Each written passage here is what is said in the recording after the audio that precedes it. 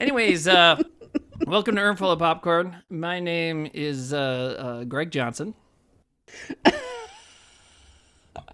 Who are you today? I don't know. Shout out to Greg, right? Who doesn't love a good Greg Johnson? I'm Greg Johnson number 2. Oh, okay. That works. We love you, Greg. We love you, Gregory. I don't even know if that's his full name. Probably. Oh, yes, we do. This is it's a mess, but we call it a podcast, and it's a free-form discussion about horror movies. Our real names are, I don't know. I mean, my name's like Tony, and this is Mandy, I think, something like that. I'm Tony Wilcox. This is Mandy Mullivan. Dude, I meant to tell you, I've been re-listening to your guys' role-playing game.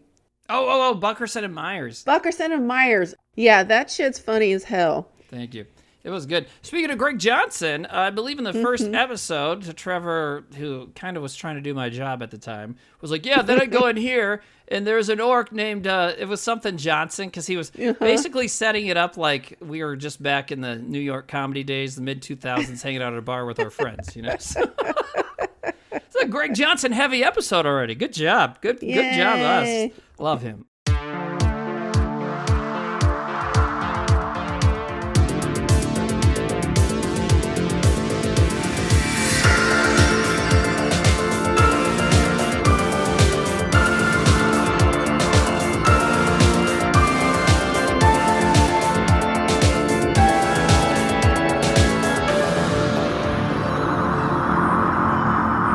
He also has a podcast, live on 95, right?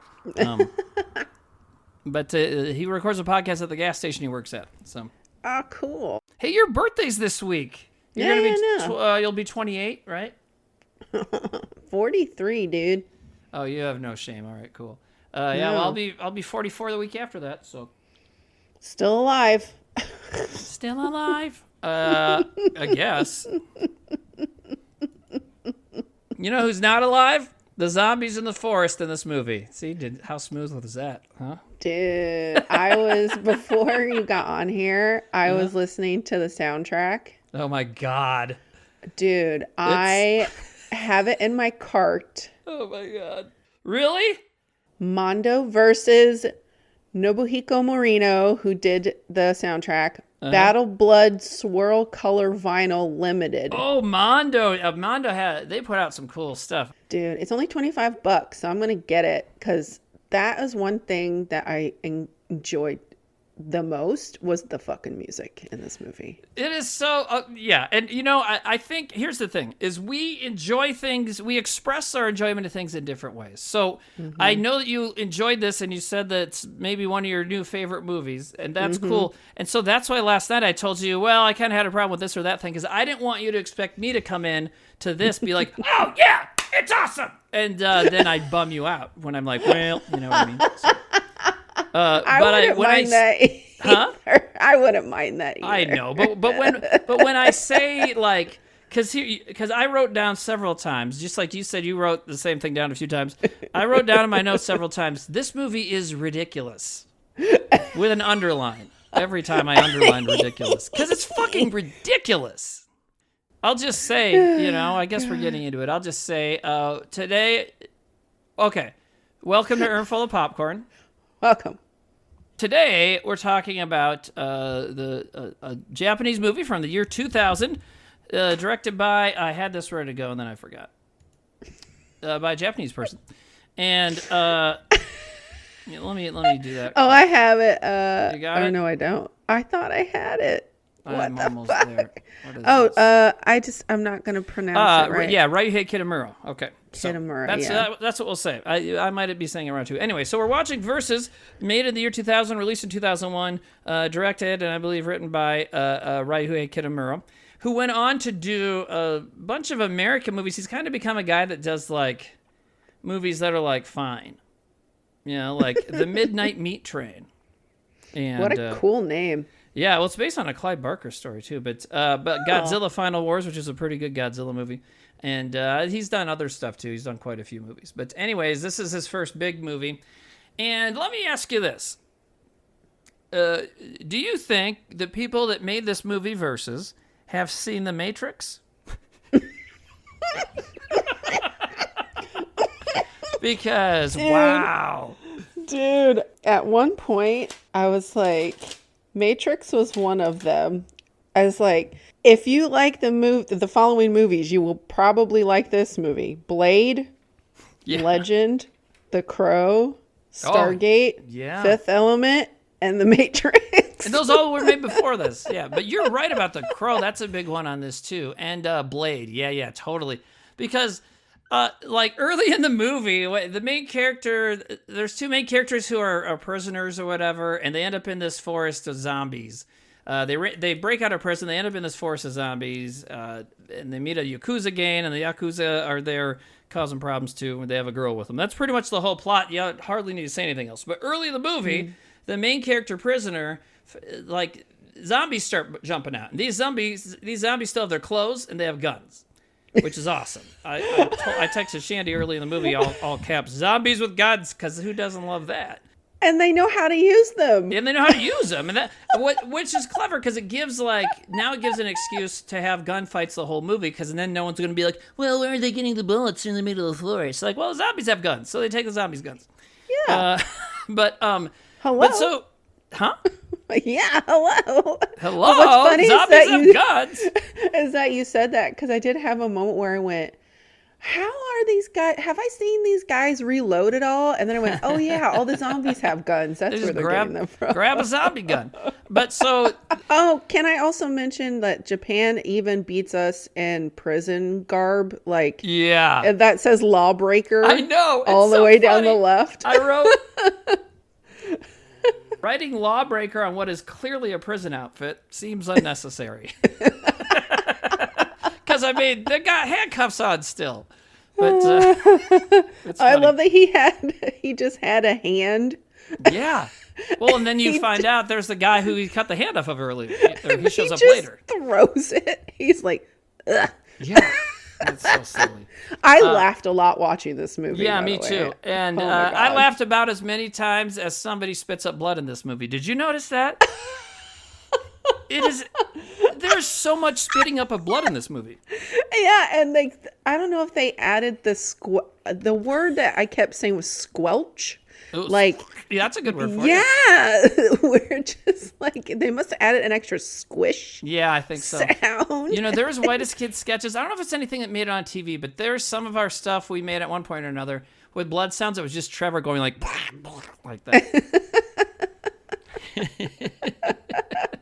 So much blood. I wonder how much they used. Jeez Louise. Yeah, a lot, but a lot of it was falling out of mouths. A lot of the time. It's very, very interesting. That they decided to do that. But anyways, yeah, so and they're in this forest and they find out it's the resurrection forest, and it's one of the 600 they don't even say, oh yeah, maybe they say it at the beginning. 666 portals on Earth connected to the other side. The other side, which is hell. I mean, hello. Right? Hello. So, hell. Hello. And this is but somewhere, I don't know if it's in the description of the movie, maybe it's in the little prologue thing in the text at the beginning. I don't know, but I saw somewhere that the forest in the movie is the 444th gate.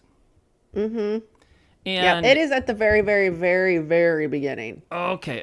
There's like written text on the screen. Okay, this is the 444th gate to hell. Oh, so I wanted to ask you, I didn't realize this until right before I got on here, but did you watch the expanded edition?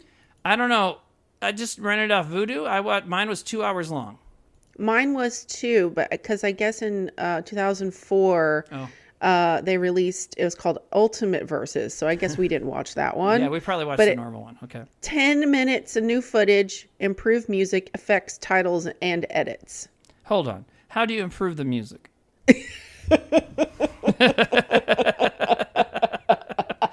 Oh, man.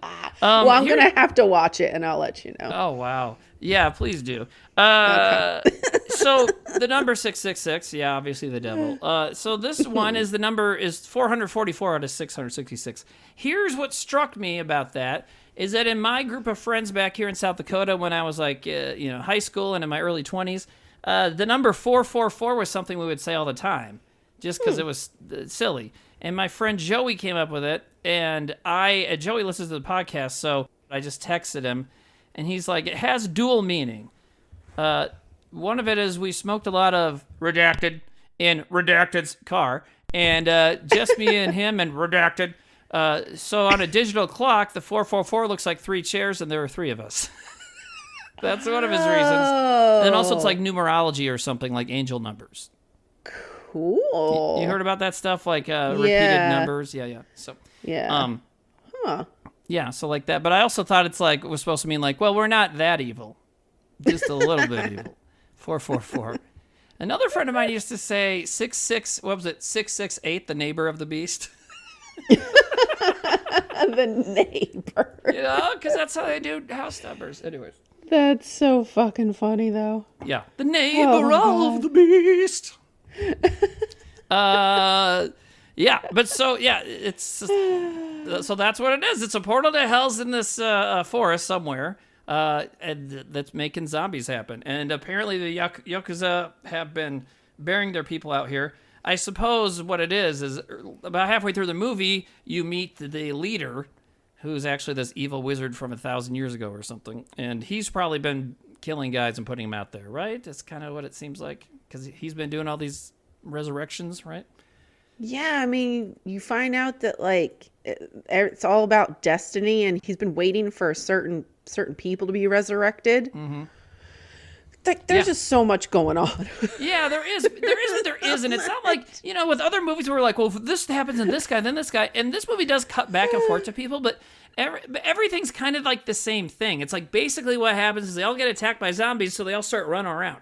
It's kind of like the whole movie, until the bad guy shows up, and like you said, then it kind of gets this, there's this legend. It's almost like like you said, destiny, but almost like a fairy tale quality to it.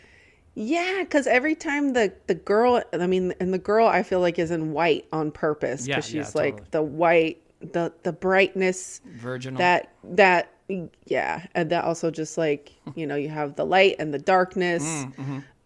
But yeah, whenever they do like some close-ups of her, she kind of got blurred a little bit.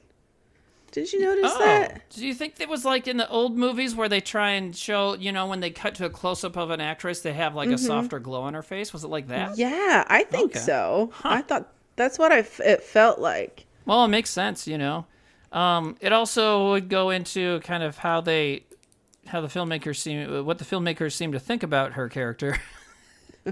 It's like, get back in the kitchen. Anyways, oh my God. We'll get into that. It's about halfway through, it starts being like, what the fuck, guys? I know. How many times did she get knocked out? Yeah, so, the main guy, the escaped prisoner, who he kills someone because these gang guys, they have this girl with him, and he kills the guy that's harassing the girl. He says it's because he's a feminist, but really he was using it to use her as a human shield and escape. And then later, when there's going to be a fight, he knocks her out, punches her in the face, and she just drops. And then he like grabs her after the fight is done and whatever. And he does that like 3 or 4 times. I know. I was like, why are you keep knocking her ass out? Like, stop. It's so weird. And when you're the people making the movie, to me, that's just like, okay, guys, what the fuck? You know what I mean? Like, I know that sometimes you're going to show somebody doing something bad, and that does not mean you endorse it. You know what I mean? It's like, this is a bad character. They're doing something bad. But at a point, it's like, okay, but there's not really anything being made of this, and it's not really being painted in the movie as a bad thing. They like don't address it at all. And it's also wild because he saves her. Yeah. And then says he's a feminist. He's that kind of feminist. Right. Yeah, the feminist that punches women in the face to protect them. What? Well, she does make a comment in the beginning to him where she's like, I have a sixth sense. I've always had it since I was a little kid. And then she says to him, do you remember anything that happened before this?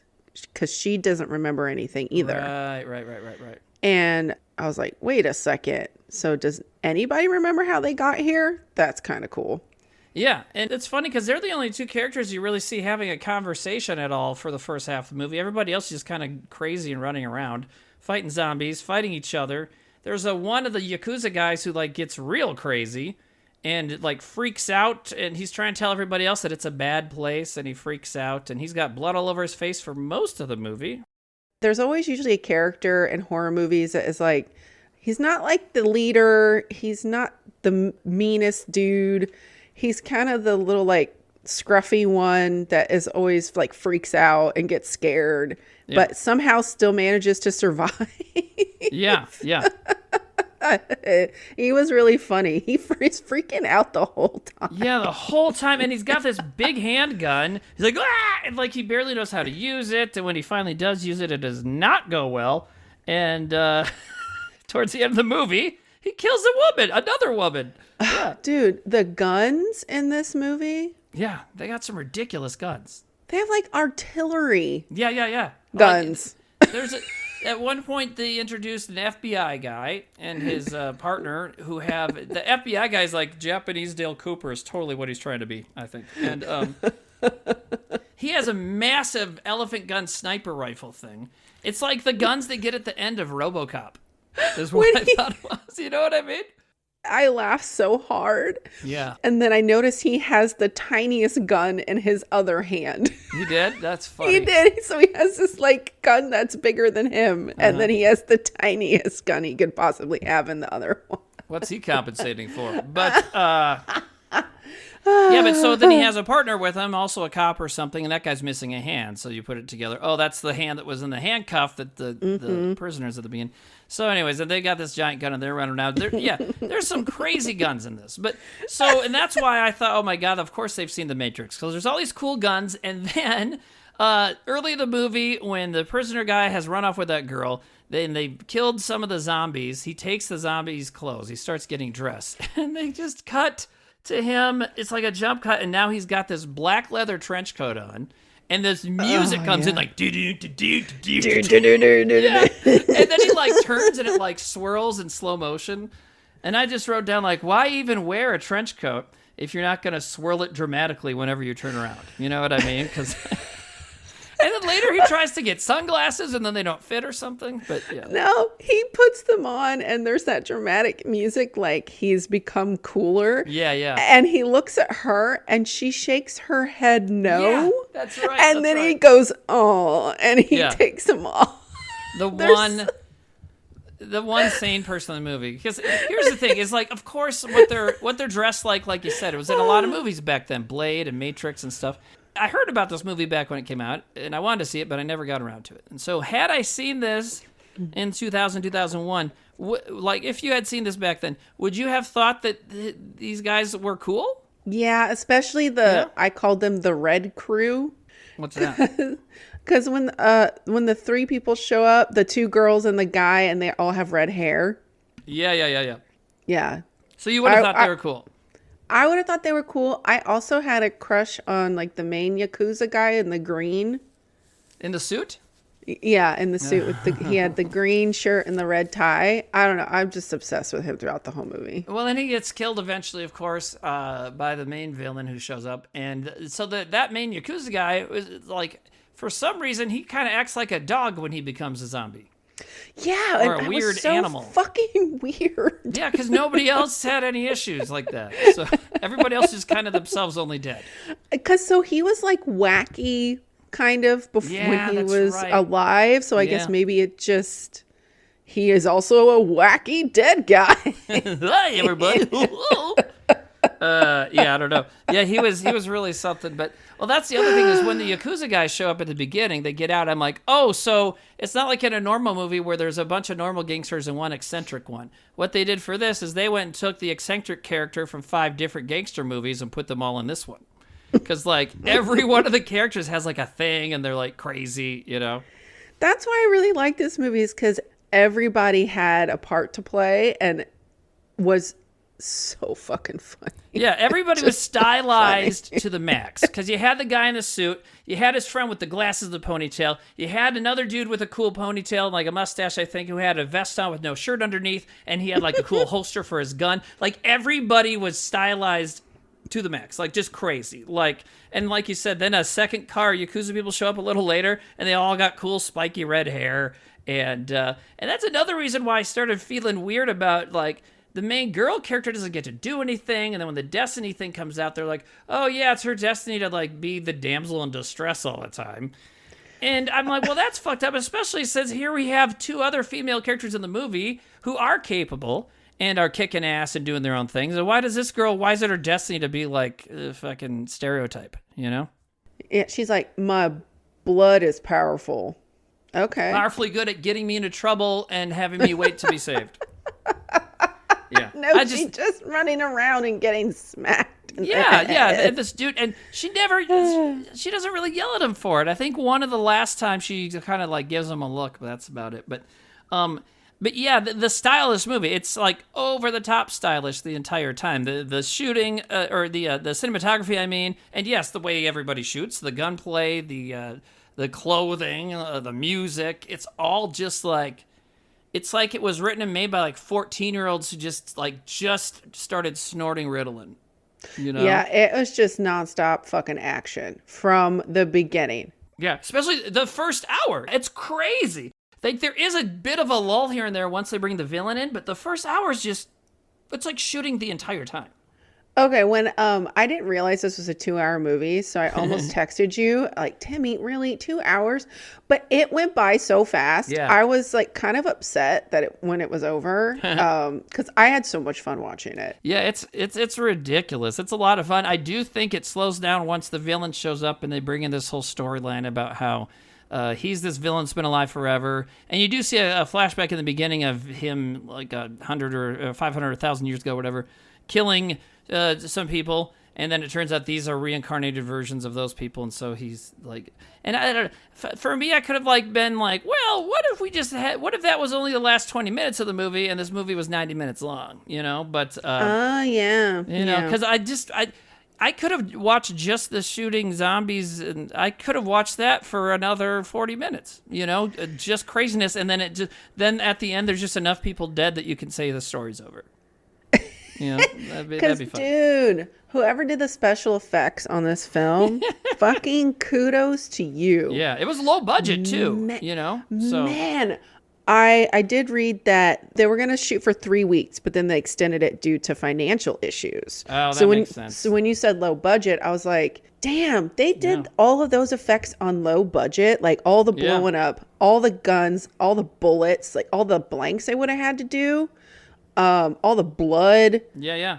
A lot of blood. And have you, I'm pretty sure when you would do photo shoots, I doubt you ever had to do this, but it's possible. So did you ever do a photo shoot of some kind where you had to have fake blood in your mouth? No, but I did go to karaoke one time, and it was a Carrie-themed karaoke thing. And I dumped a whole thing of fake blood over my head. Oh, sure, to look like her at the end. Okay. Oh my God. It was so sticky. Yeah, it's gross. It took me 3 showers to get it all off. Ooh, I bet. But you were all in for karaoke. I remember one time you and I were going to sing Crisscross together, so we ran in the bathroom and put our clothes on backwards. Do you remember that? Yeah. And that was not an easy song, you know. Rap, you got to be ready, you know. And you know what else was harder to sing than you think is Lisa Loeb's "Stay," because she's pretty much rapping the entire movie or entire song, right? Yeah. Like it's a lot faster than you think. You know, but anyways, I have had fake blood in my mouth several times when we made White as kids. Probably the most when I played Marie Antoinette and got my head cut off. And it sucks. It tastes weird. It tastes like soap. And so every single one of these people had fake blood in their mouth at some point. I mean, everyone in the movie coughs up blood at some point. Yeah, or it comes out their nose. Yeah, that too. Dude. I think literally everybody at least had some drooling out their mouth, but so many people like spit out blood. Randomly. It's crazy. There's so much. Like, if you watch it again, think about that. Like, take a drink every time that happens. You'll be fucking wasted. Did you have a favorite kill or maiming. Maiming? Is that how you say it? Maiming. I like the way the hero kills the villain in the present. Because there's a lot of like fists through things. Like, yeah. Oh, yeah. And then someone will punch someone through the chest, and then they'll like they'll have a shot through the hole. Yeah, my favorite was when he punched him through the head. They did a lot of like quick close-up shots where like the camera got pulled really quick, fast up into the space. But it was like he was staring through the hole he just made through the guy's face. And then you can see like the teeth. Yes. You could see the guy's teeth and stuff. I was like, the detail on some of these kills was so fucking good. And then he pulls his fist back and he's got eyeballs stuck to his hand. Stuck to his finger. Yeah, it's awesome. He's like, ugh. Yeah, that was a good one. Because the villain, the guy that shows up like halfway through the movie, and he ends up being, like I said, some wizard guy who was been alive for hundreds or thousands of years. And so his whole deal is he orchestrated this whole thing to happen because he figured out this prisoner who's going to escape is this reincarnated dude he needs to kill or whatever. And he must have become a gangster at some point, and so he like makes his Yakuza people go pick up the girl that he also needs, and I'm sure he somehow orchestrated the escape so that they could all end up in this forest, and so then he shows up ready to fucking punch Is he people also a vampire? I don't know. He ate What a do you heart. think? I don't know. I think when I try to think about something like that, I try and think like, like something the movie doesn't explicitly say. I try and think like, okay, what do you think the writers thought? What do you think their process was here? And I think their process was, at this part, it'd be fucking cool if he ate that heart. And that was as deep as it went. Well, I did get kind of a boner. I had a boner moment. So when he's annihilating the red crew, he's doing the fight with all of them. Yeah. And then the really hot chick with the red hair, the longer hair. Yeah. Not the spiky hair. He's like kissing on her neck and shit. Yeah. And like, do you wanna die or do you wanna know about eternal life? Yeah, you're right. And then he like eats her neck. Yeah. And then she does become a zombie, right? She becomes a zombie. Yeah, but I was like, so is he a vampire? Which would make sense if he's lived hundreds and hundreds and hundreds of years. Yeah, they never say anything, and they don't really. He talks about wanting to be immortal and stuff, and so I guess maybe because he's some sort of wizard. So you could just leave it at that, I suppose. But maybe he's using the power of the forest, or yes, he could be a vampire. Because he does say that he's been waiting for these people to be resurrected. Like he's been waiting for these particular souls to be resurrected, because the girl's blood gives him like life force or something. Yeah. So I was like, oh, so maybe he is a vampire, or he just keeps getting resurrected, but he has to keep finding her. Yeah. It's so confusing, but it didn't matter because it was cool anyways. No, it didn't matter. But and see, I think the problem with it is because about halfway through the movie, it becomes all about this stuff. And so it's never as clear as it maybe could have or should have been. And I think that was probably when they were writing it and making the movie, that was probably their mindset, which it shouldn't be, I don't think. Which like, well, fuck it, it's cool. It's so cool. I got such a boner because that guy is so hot and that girl was so hot, and I was like not expecting that in the middle of all this. Oh, you thought that carnage. Was sexy? It was so sexy. Oh, I did not think so. I thought it was fucking creepy as shit. The way he did that. That says something about me. Because he did, well, whatever. I'm sure you would get consent before licking a woman and killing her, but I thought maybe he didn't even know this girl, right? She was just another Yakuza soldier or whatever. So I don't know. But I don't know, just the way he did it was... the guy was gross. He's just a gross guy, And he had blood all over his mouth because he just ate the heart, too. Yeah, he just bit that heart, and then he's like licking this girl, and it's like, yo, whose blood are you... What if she has an open cut? You just got in a fight. Now you're licking... Now you got someone else's blood on your tongue, and now you're going to insert your tongue into her... whatever, and like, what if their blood gets into a cut? Now she's got whatever zombie AIDS. I don't know. It's yeah, but the villain, yeah, he's pretty villainous, which is good. You know, he's gross and he's mean, so good. But but yeah, there's lots of guns, lots of weaponry, and of course, like, well, here's another thing: is so the hero character is kind of he's a piece of shit most of the time. He's an asshole. He treats this woman an asshole. Yeah, he treats this woman horribly, like we said, punching her and stuff. And he's like, I don't really care about you. I don't care about this. I just want to get out of here. Da da da da. And then like he eventually dies, of course, and she brings him back to life with her magic blood. And then he's like more of a hero, but also when he shows up again, he has this katana, and do they show how he got that? Because I think he just showed up with it. I suppose you could just say, oh, he found it in the forest because there's dead Yakuza guys everywhere. You know, I mean, because they have swords sometimes. You know, I've watched a lot of Yakuza movies. They like the traditional weapons and the guns, you know, so.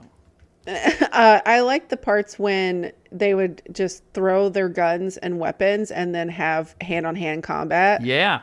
Because, man, the choreography on those was pretty fucking cool. Yeah, it was good. I think there was too much shaky cam. Yeah. The Matrix was very well shot action, of course, and so was Blade. But another thing that was getting big around this time was, and it really hit big in the Jason Bourne movies, was this, like, up-close, shaky style of action. Michael Bay was kind of a big part of that, like with The Rock, which had come out before this in Armageddon. And so there's a little too much of that where it's like in your face and like trying to make you feel like you're there. It's like, well, okay, but I know I'm not there. I know I'm in my living room and I would like to see what the fuck is happening, you know? So can you please stop? Yeah. But yes, but there was good choreography. And I'm glad you brought up the whole gun thing because that is a very classic action movie trope, right? Of you got the bad guy and the good guy at the end, and they have guns. They're like throw their guns away, like we're gonna fight this man to man, you know. And this one takes that and puts it on its ear, right? Because the villain like throws his gun down, and the hero acts like he's going to, but then he doesn't, and just like shoots at him, right? Isn't that what happens? Yeah, I think so. And that was a good like kind of flipping of that. And that's another that brings up another point about this movie is it is funny on purpose. I mean, look, putting on a black trench coat and twirling it to metal music is funny whether you mean it to be funny or not. But there's also things that were funny on purpose, right? How many times did I write the words in my notes? Ha ha ha ha. That's funny. A lot. I also lot. wrote the word cool and whoa and dope a lot. Whoa and dope. Then there's another good fake out. They must have known at some point, they're like, look, people are going to think this is a lot like The Matrix. So there is a scene towards the end when the FBI guys have cornered the crazy guy, and the crazy guy steals their big, huge gun. And he kills one of them, blows him up, and then he's going to shoot at the FBI guy, and the FBI guy's like, you can't hit me, I move too fast. The kid shoots the gun at him, and the guy starts doing the same stuff that Neo does when he first dodges the bullet in the first Matrix movie, which is like bend over backwards and stuff, but it's too slow and he just gets blown the fuck up. He goes, great. Uh-oh. Yeah. And it explodes. His entire body. Yeah. I laughed so hard. I watched it 4 times in a row. It was did you? so Yeah. funny. It was really, yeah. And, you know, and I think that's a good thing for them to do because because this is towards the end of the movie, so we've just watched like an hour and 50 minutes of a movie that was clearly very influenced by The Matrix, and then they finally go like, yeah, we know. So here's a joke about it, you know? It was good. And that FBI guy the whole time is bragging about himself and saying really weird shit. So the other guy was very odd too. The one-handed guy. Yeah, because I wrote down, man, he's doing pretty good for losing a fucking hand and got bones sticking out. And then he uses, I laughed this whole fucking movie. When he uses the bones that are protruding out of his hand, where his hand's supposed to be, and he uses it to like stab that guy. Yeah. He was like, yeah, and I didn't quite know what was happening at first. I'm like, oh my god, he's stabbing him with his hand bones, which that's a good use of hand bones. You know what I mean? So good. I think, you know, and probably this goes with the detectives too. So much of this movie was like, well, then this will happen because it'll look cool. Which, that's not always the worst thing to do, but it's just funny because it seems like this whole movie was that. Yeah. Those will look awesome. At the end, when the hero's going to fight the villain with swords, the villain makes a sword, and oh my God. Oh my God. It's like, there's a lot of jokes you could make about that sword, because he makes this like crazy ass looking sword. It's huge. It's got a spiky handle and stuff. It looks very Final Fantasy or something, right? It looks like it's from a fucking video game. And I just wrote, look at this cosplay ass sword. That villain is a fucking dork. He is a dork. Well, everybody in this movie's a dork, But, the guy in the trench coat, if you're going to twirl a trench coat on purpose, you're a dork, right? Yeah, I would though too. I actually yeah, I probably would too. I will admit this. I was walking by Goodwill the other day and I did see a trench coat in the window that I think I'm going to buy, but it's a tan one. It reminds me of the one that the Crow wears in the graphic novel. Oh, okay. Because in the graphic novel, he doesn't have a leather coat. He's not all hot topicked out. No, but he does have really, really spiky hair, though. Yeah. Like I love you, Brandon Lee. You are the best Crow. He can't hear you. Can you hear me now? No, I said Brandon Lee can't hear you. Oh. Because I'm an asshole. Anyways, go ahead. Now I can't hear you. Sorry, I'm laughing so loud. I moved my face away from the mic. Oh, okay. He can't hear me? No, he did. Yeah, no, but the Crow in the graphic novel, he has like really cool punk spiky black hair, you know, but he has on a trench coat. Yeah, I think I'm going to go buy it and then I'll take a video of me twirling it for you, Timmy. Hell yes. That's funny. But it's not a black trench coat, so it won't be as ridiculous. Because, I mean, no. I wrote down, like, I think this gang should be called the Patent Leather Boys, right? Or the Pleather Gang, right? That'd be more for them. Like, the Pleather Gang. Because besides the Yakuza guy in the suit that you like, he was the only one who did not have leather or vinyl involved in his outfit. Everybody else had some kind of crazy, like I said, hot topic horse shit. And it was good. Yeah, I just thought, it is so much fun. And, and yes, when he makes the sword at the end, it's this ridiculous ass sword. It's like, well, yeah, that's fun that he has that. And I watch so many Kung Fu movies. There's always guys making swords and stuff, but it's just like, this one is just, everything about it is so fucking 2000. It is so the year 2000, Mm-hmm. It's like when we just thought we were the hottest shit ever, and then 9/11 happened, and everybody stepped back a little bit, But like, it was just like, oh my God, just the techno and the guitars and the sunglasses, and yeah. I was teleported back to that for time. Sure. Like just so much of that kind of stuff. Yeah, techno music when it's like time to fight. It's. I'm still getting that soundtrack. It's so good. No, go for it. Hey, live your life. Oh man, live your truth, Shandy. I mean, it really might be. Maybe this Yakuza's front business is a Hot Topic store. Maybe that's what it is. Go back to the villain and the hearts and stuff, like, because I wrote this down and I forgot that I thought it. A lot of movies, like especially weird low-budget genre movies, gory movies and stuff, wizards, like evil cult wizards eat hearts. Like it's always part of their fucking religion or whatever. Oh, yeah. Like, so it's always just like gross cannibal shit. Doesn't that happen in one of the Indiana Jones movies? They pull out the guy's heart. Kalima Shoptie. That's what they say when they're going to pull it out. But I don't think he eats it. It starts on fire. Oh, yeah. When they burn the guy. Oh, yeah. But hearts, are a big thing with wizardry. They love them. Oh, you know what else? Okay, so I said there's a lot of coughing up blood. You know what else there's tons of shots of in this movie? People, like, either sitting up after being knocked out or dead. And there's a lot of those shots, but also there's a ton of shots of like somebody tumbling out of the bushes. You know what I mean? There's so many where it cuts to like a road or just like a part of the forest and someone comes like out of the bushes. Like it happens a lot. And it's normally that crazy guy, the guy with the red face that we talked about. He's just always running around, fucking yeah. And getting surprised that there's like a zombie or another person. Yeah, he doesn't. He never knows. He's like, like, and then one of those cool hot girl yakuza that show up like ends up kind of helping him, and then he accidentally kills her when he's trying to shoot the FBI guys, and he's not very good.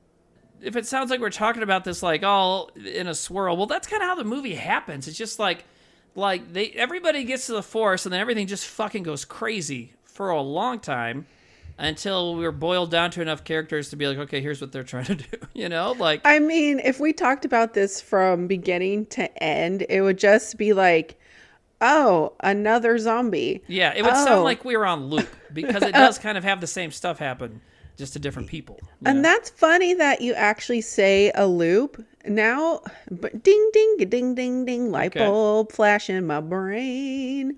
So that would actually kind of make sense that this movie kind of feels like you're in a never-ending loop. Oh, okay.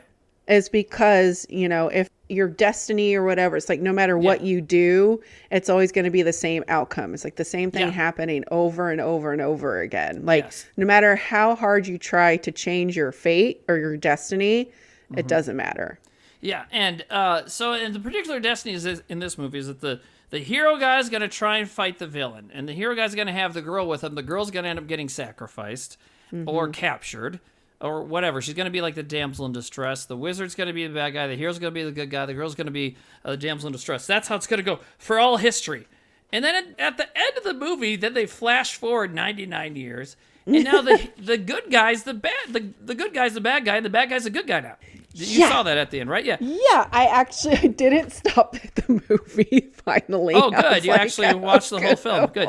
But so, because you often when the story ends, you're like, all right, I'm out. But I'm done. But like, did you see the cool thing at the credits? You're like, no. Anyways, but so, right. But the girl is the damsel in distress again. So I'm like, okay, here's some more fucking bullshit misogyny. Is like, okay, so the whole movie, they're like, this is our destiny. We're always going to be these people. But then at the end, the two men get to switch roles sometimes, apparently. But the woman's always just like getting beat up and captured. She looks at the guy that we know as the bad guy and goes, I should have stayed on your side. Yeah. And then he goes, brother. It's like, okay, are they setting something up? Well, no, but they just wanted to do this. And the thing is like, so this time in Japan, the early 2000s, late 90s, everybody was loving their cinema because that's when J-horror, you know, the Ring and stuff, or Ringu, the original one, that's when that was huge. And they had action movies that were big, crime movies. Beat Takeshi was making great Yakuza movies at the time. You had Takashi Miike, who's famously has made like 150 films, but also is crazy. Like he made Audition around this time. Ichi the Killer, which is also crazy. And the Dead or Alive trilogy, which I don't know if you've seen any of those, but they are also fucking nuts. And they also have endings like this where it's just like, oh, here's something else crazy that's happening that's sort of related to what you just watched, you know? But like, so I guess it was kind of a thing. I don't know. But yeah, I wrote, is there another one of these? Yeah, like a sequel? But I did kind of look into it a little bit. So the script has been written for a sequel, and it was supposed to come out in 2014, but it doesn't look like anything's happened with it. So kind of the only time they let the girl character do anything is when the hero's dying and she uses her blood to save him. Yeah, that's it. Yeah, and then like he uses, and then I get confused at the end about the blood because the villain's like, she thinks the villain wants her because her blood will open this gate to hell. But she's wrong. The villain's like, no, your blood does this, and I need his blood to do that. I didn't quite understand what was happening there. You know? Yeah, it was weird. It did get like weird at the end, where I was just like, I felt like there had been just so much action for so long, and then they were just trying to like squeeze in the storyline at the very, very, very end. Like, oh fuck, we ran out of fake bullet money. What now? They probably did. They're like, oh shit, we ran out of zombie makeup, and my mom's checkbook isn't here. So they're like, yo, better make up some fucking fairy tale thing. This seems like the first movie that we're not both totally on board with. You know what I mean? Like, we've talked more about problems with this movie than we have, like, on any other movie. Have you noticed that? And I don't feel totally bad because, like, No. I also have up the Wikipedia page for this movie, and it has some quotes from the director, like, this movie's all me. It's all my style, and I'm not going to change it or steer away from anything. Like, I mean, damn. You be your magical snowflake, buddy. You be you. You just be you. I think it's because this movie's long enough where it stretches too thin because it's too long. It's way too long, man. And it's like, yo, now because when you're at the point where you kind of have to, like, make up a second story to start happening is kind of what happens. Because, yes, the seeds are laid for this whole Destiny thing the whole time. Because you're wondering, why are these people here? Why is this girl asking this guy if he remembers stuff? All that sort of thing. But I feel like it could have been more concise. And because But what it's great at is, like you said, immediately delivering on its premise. Like, it does that immediately, which is gangsters fighting zombies in the forest. That's kind of the thing. And they do that right away, pretty much. I feel like they filmed all the craziness that they wanted to, and then they were like, hey, but what if we did this to the guy's head? Like, what if he kicked the guy's head, he cut his throat, and then he kicked his head off of his body? We should add that too. Like, they just kept adding more and more insanity. And that's why sometimes you're probably right, because sometimes they'll have a shot of somebody, like, swinging a sword or shooting a gun, and you don't see what they hit. But then they just cut to a person with their guts blowing out or their head falling off or whatever. It's like, oh, they did that to them. Wow. But yeah, I did appreciate that when there was the final battle at the end that they changed their eyes. Yeah, that was cool. That was cool. So there's a lot of moments in the movie that I went, all right, that's pretty cool. Yeah. I wonder if there's, like, a fan edit, like, where they cut the fat and it's like maybe 100 minutes instead of 120. I can see that working out. But yeah. But the thing is like, it will definitely, we wanted to do martial arts horror movies this month, so we accomplished that. This movie definitely, like I said, delivered on it and is a lot of fun to watch. But after a while, you get tired and it's like, whoa, what are we going to do now? There's still action a lot of the time. And part of that is because the brilliant premise of all these people are running around the forest getting in trouble. Well, then at any given time, you can cut to someone happening upon someone else and they fight. Yeah. And that's what they did, which is cool. I like that. It's a clever concept. This script has good fucking bones. Great fucking bones. Like, I think, if anything, don't make a sequel. Dude, just redo this fucking movie. Remake it and do it some justice, because the storyline and the plot is really fucking cool. Yeah, it just gets too crazy. So you have, like, all the components of making a fucking legend of a movie. Yeah. Like, this is the kind of movie they should remake, Yes. Like, don't remake ones that were already perfect. But what's interesting is, to me, when you think about a remake, okay, so let's say they made this in 2000. And now it's 2025. Okay, so when they made it in 2000, they had tons of the trends of that time in the movie. Like we said, the black trench coats and Matrix shit and all that. So what would the trends be now if they made it right now? Oh man, but I feel like a lot of, like, the late 90s, early 2000s, like, oh, you're aesthetic is here now, so it would actually be like a perfect time to fucking remake this movie. Because, Timmy, I swear to God, every fucking day I see a kid wearing Jinkos. Well, I mean, I'm around teenagers now, and they're who this shit starts with, even in South Dakota. And yes, baggy pants like that, Jinko kind of big leg pants, sweaters. They're all listening to, like, Nirvana, Radiohead, all that kind of stuff. So yeah, it is a perfect time to bring this back, because this is 2000, came out in 2001. It obviously is very inspired by stuff from the late 90s, because Blade came out like 98, The Matrix was like 99, So I think in another couple of years, current day teens will be all about the early 2000s. Mm-hmm. You know, if they aren't already. So, yeah, you're right. It's a perfect time to do it. Or just put out the director's cut and it's 85 minutes long, you know. But Hey, Zach Kreger, what are you doing? he's making Resident Evil. Oh, I did see that. Oh, Yeah, yeah, your he guys just, still suck. Holy shit. There's a rumor that I saw some rumor of whatever in the news that he got Mikey Madison to star in it. She just won an Oscar. Oh, damn. Yeah, for a young actress. She just did this movie, Honora, which I want to see. I haven't gotten around to yet. But I need to see it, too. Well. Anyways, but that's cool. Anyway, so he's doing that. Maybe. Well, I don't think his Resident Evil will be action-y like the Mila Jovovich ones, but I told him it'd be really funny if it was. Well, because he said he'd never seen any of the movies, right? Yeah. Which, have you? I've only seen the first one. Okay, so halfway through the second film, they're basically like, fuck these games.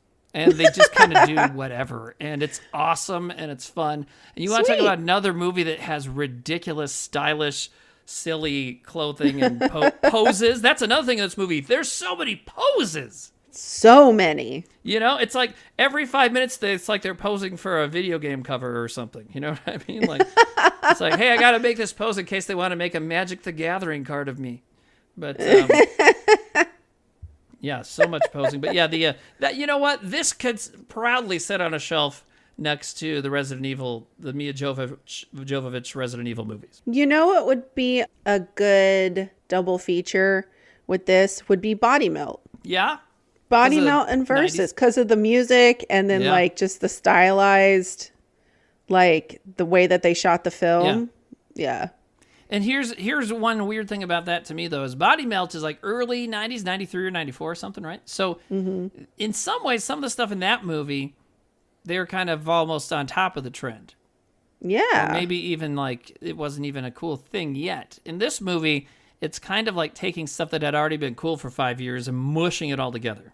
Yeah. Because Resident Evil is from Japan, and those video games were coming out in the late 90s. So those games were fucking huge in Japan. They were here too, but the creators of the video game were mobbed like the Beatles at some points. You know what I mean? Cool. So that's why they put the zombies in this, and then you got Matrix guys, then you got the techno, you know, so they kind of took everything that was already dominating the culture and smushed it together. And Body Melt is, like I said, maybe the opposite, because it's maybe by those weird art punk guys, right? And whereas this was made by like young kids who were like, yeah, this is all the cool shit we like draw all the time when we're supposed to be studying, you know. But that's what it feels like, right? Which is good. Here's the other thing: there's not enough of this kind of energy in movies anymore. Right. I'm glad you said that. Because like even though there's problems with the story and it's too long, yeah. There is this energy in this that you don't see anymore. Like, you know, we went and saw the new Captain America movie last week or whatever, and it's like, okay, cool, but like, I don't know, everything just feels so serious and stodgy, and I think, you know, the best continuation of this feeling would maybe be the John Wick movies, but even those get pretty serious, so, you know, but having something like this that feels like it was made, like I said, by kids like on Ritalin when they were like 14, like snorting it, you know, like before they could get like weed very easily, so. You know? They'd be like, all right, so you just like, a zombie just like bled all over you. Wait, you don't have enough blood on you. Here's the bucket. Yeah, here's all of it. And by the way, you're going to be like that the whole fucking film. Yeah, you're going to have, your face will be literally red with blood. And everybody's was almost like. Oh, but this is what I forgot to mention. That girl is wearing a white, looks like a very, very expensive sweater. Yeah, like very cashmere nice. Or something. Yeah. Not a speck of fucking blood was on her at any moment in this film. Yeah, explain that shit. How? I mean, the villain explains his plot for what felt like 6 hours at one point. I wrote down, like, yeah, he's explaining it to the hero, right? I'm like, oh my God, shut the fuck up and kill something. Kill somebody already. So he went on all that time and didn't even talk about the magic sweater. Come on. Yeah, what the fuck? Like that's funny. That's a good point, because I was just gonna say this would be hell for continuity. Yeah. Because everybody's covered in fucking blood all the time. You got to make sure it looks right from shot to shot. Like you said, they shot it over, months or something? Yeah. And so, yeah, I mean, geez, it's got to be tough. But so I guess they're like, well, the girl's in a lot of shots, so we just won't have blood on her sweater. Okay. Also, by the way, just looking at my notes, this movie is ridiculous. Did we mention that this movie is ridiculous? Why is this called Versus? Why is this not called The Resurrection? Maybe that was already taken for like a Jesus movie. And yeah, Versus, it's a silly title. I wonder if it's called something different in Japan. It should be called Resurrection, Bloodlines. Versus Resurrection, Bloodlines, the rise of something. You gotta have the rise. That happens a lot too. Just come on, the sequel, Bloodlines. Yeah.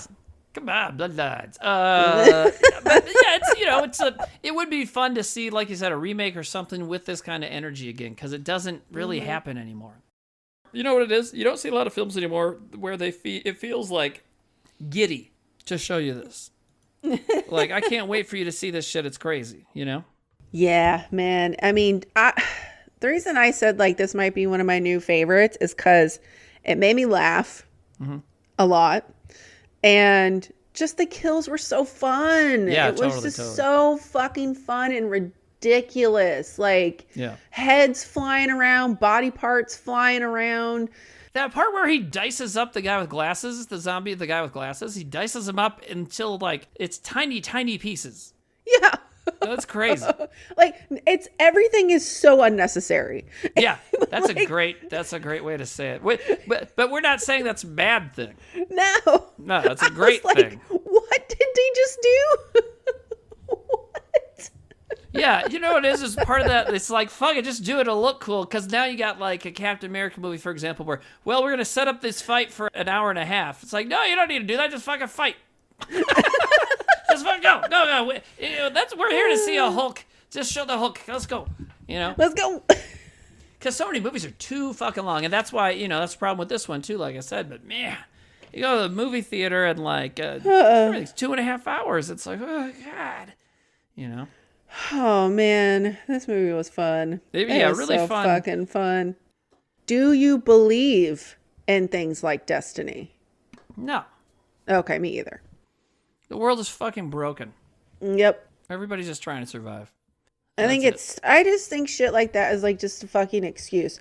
Like when people, I even had this thought earlier today where somebody was like, oh, everything happens for a reason. No, it doesn't. It's either things happen because you did something or you didn't do something. Yeah. And everything is cause and effect. Like when things happen to you, it's because someone else did or didn't do something. It's like the comedian Stephen Fry, the British comedian. There was a clip going around a year or two ago of him talking about why he's an atheist. And he said, well, there's a bug somewhere in South America that like burrows into children's eyes. And he's like, I can't get down with a God that would make that. No. And so, yeah, and I agree. It's like there's no rhyme or reason to the world. And so, yeah, but you're right. Destiny is an excuse. And, yeah, everything happens for a reason. It's like, yeah, you're just trying to not take responsibility for it. Thank you. Yes, that's what I meant by that. Yeah. And then you have instances where people give an excuse where they don't need to. Like in this movie, when the guy saves the woman, he's like, it's because I'm a feminist. It's like, you don't need an excuse to save someone from getting murdered. Well, he does comment on it later. He goes, those guys were just bothering me. Yeah. So that's why, because she was like, why did you save me? And he goes, they were bothering me. Yeah, he's like, to fuck with those guys. Like, I don't give a shit about you. Yeah. The fuck? You can really tell that this was made by younger people. You know what I mean? Like, you know why? It's because there's a lot of this kind of thing in whitest kids where it's just like ridiculousness. Uh-huh. And when you look at it 25 years later, it might be like, well, maybe we were kind of being shitty there, but I don't know. Because Ryuhei Kitamura was 32 or so when he made this. Yeah, 30, okay. Probably only 30, 31. So, and I'm sure everybody else is younger than that. So, just a bunch of whippersnappers.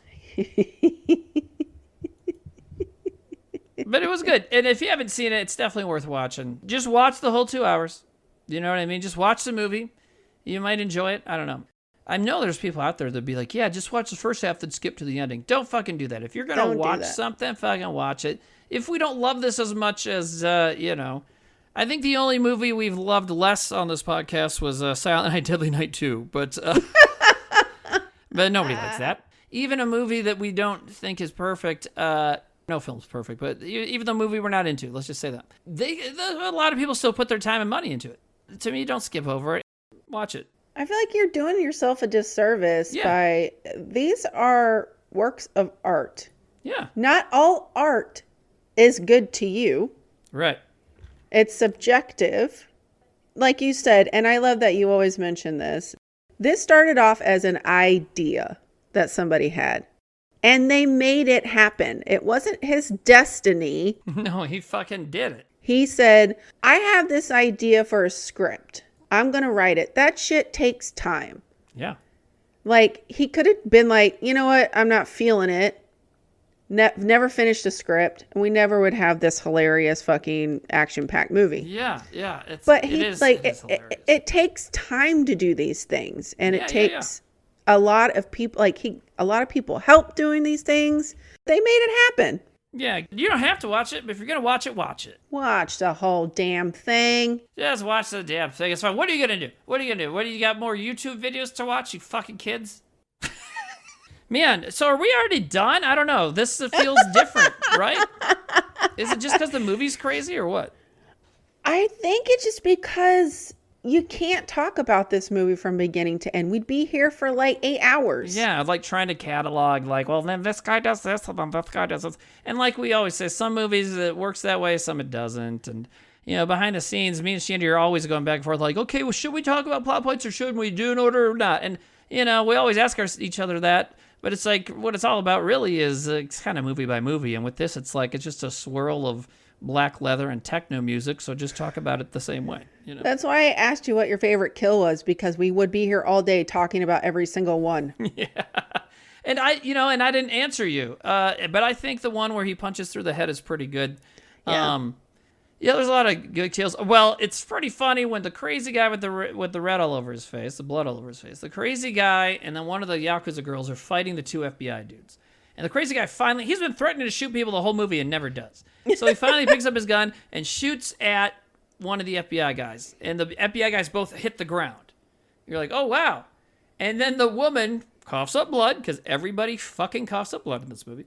So he coughs up blood and falls over dead. Oh, he hit her. And then the two FBI guys get up because they were really just getting out of the way of the bullet. So, oops. I like that kill just because it was like, oh, shit. But you're right. They could remake this. And obviously, if you remade it, you'd make the girl have a little more agency, I think. Just because I feel like if you made a new movie where the main female lead gets dragged around by the hand, punched in the face so that she doesn't have to be involved in the fights, and then, like, her big contribution is bleeding, I think if you had that in a new movie, people would be kind of upset. I think it'd be cool if the remake started where this one ended. Oh, so more of like a legacy sequel, which is a big deal still. Yeah, I think that would be cool. Everybody's still alive, I'm sure. Hey. There you go. We end every episode being like, you guys should make this. Okay, I'm going to go take a nap. We're not doing it. Yeah, we're not doing it. I got to go make potato salad. I got to make tater salad. So, I mean, I think we kind of covered this movie. I don't know. If you're in a mood, especially if you're around our age, like you're early, I guess when I turn 44, I'll be mid-40s, won't I? Ooh. Anyways, if you're in your early or mid-40s, you can still say early 40s. If you're in your early or mid-40s and want to remember what it was like to be 19, well, here you go. Watch Versus. Yeah. And I mean, it's a time capsule. It really is a time capsule. There's so many influences from around that time that are obvious in this movie that it is kind of a good way to see what was popular. So would you say this was kind of like a fans making a film? Yeah, I think so. Like this is like a love letter to like all their favorite things. Yeah. Yeah. And they were teenagers, so all their favorite things are silly. So the movie's kind of silly. Sorry, teens, you're silly. You'll figure that out later. I mean, right? You look back on your own teenage years and like, God, I was a fucking goofball, right? Like I was a fucking idiot. Right? Don't you? I do. Yeah, I definitely was. Yeah. But I enjoyed it, because when I was in my teens, I was going to raves and stuff. So that's why I like the music. yeah, for sure. You And I was a dork, and I liked zombies and the Matrix and stuff. And this movie, those guys clearly did as well. So this is of its time. So yeah, definitely. If you're a young kid and you want to know what the late '90s, early 2000s were like, watch this movie. Yep. If you're our age, mid 40s, you will find yourselves enjoying a little trip through memory lane when swirling a black trench coat, putting on black sunglasses, and having the music go wow, wow, wow was like the coolest shit ever. And not something you use to make fun of incels. Because, that's kind of what it looks like now, right? It's like, these are a bunch of incel motherfuckers. These guys all live in their mom's basement being like, bitches don't like nice guys, So. Right? Some of the guys have that energy in this movie. They all had that energy. You're right. I was going to say every single one of them. You're right. So, yeah, watch Versus, even though it should be called The Resurrection. And it should be 90 minutes long. Exactly. Super fun. Lots of blood. Lots of squishy stuff happening. Mm-hmm. It's worth a watch. Hell yeah. Throughout the socials, you're good at that part. Yeah, you should definitely check us out. We are on Instagram at EarnFullOfPopcorn. URNFULLA Popcorn. We also have a website, earnfullofpopcorn.com. You can listen to us on Spotify, on Apple Podcasts, on the YouTube. On the YouTube. And on our website, right? And on our website. Yeah. Go for it. Have fun. You have fun with it. Live it up. And yeah, thank you to... Live it up. Wait, we're singing Lick It Up by Kiss? Lick it up. Lick it up. What? That's when they took their makeup off. Yeah, it's on the album that my name comes from. What? Yeah. I bet you told me this, and it was like, I don't know, 18 years ago. So yeah, I'm named after a Kiss song. It's on the album called Unmasked. It's a great fucking song. It's a great fucking video. Check it out. There's a song called Shandy? Oh, yeah, there it is. Wow. Shandy, tonight must last us forever. Wait, so burn, I always burn, thought burn. that you had a longer name, like No. Shandara or something. No? You're just Shandy? Yeah. Oh, okay. I thought there was some longer name and you just went by Shandy, like what I do. So No, my dad is a huge Kiss fan, and he named me after the song Shandy by Kiss. Mm-hmm. I should have named my daughter Smart Patrol after the Devo song, I guess. Smart Patrol. You should have named her Devo. Nowhere to go. Well, Maynard James Keenan named one of his kids Devo, so. Oh. Yeah. Boo. I believe he did. You could have named her Spud. Spud Girl? Mutato? Yeah. Mutato? Or just name her Mark Mothersbaugh, but a girl. You'd call her Tater for short. Tater. Oh, that'd be pretty good. Yeah, it's time for me to have another kid. Anyways, not really. Anyways. Well, hey, thank you to Jordan Cooper for writing the theme song. Thank you to Steve Ward for being Canadian and for doing the art, the logo, and all that stuff, and other elements.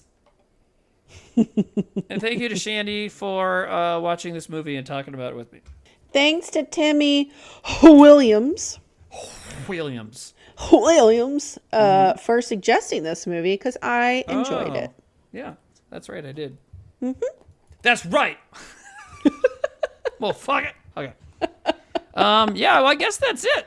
And, I think it's going to end up being a short episode because we're like, oh, that's fucking great. Wow, Yeah, but we don't want to make this as long as this fucking movie was. No. Jesus. In fact, so what we're going to do now is we're going to switch it up, and now Shandy and I are going to pretend we're part of a Destiny fairy tale.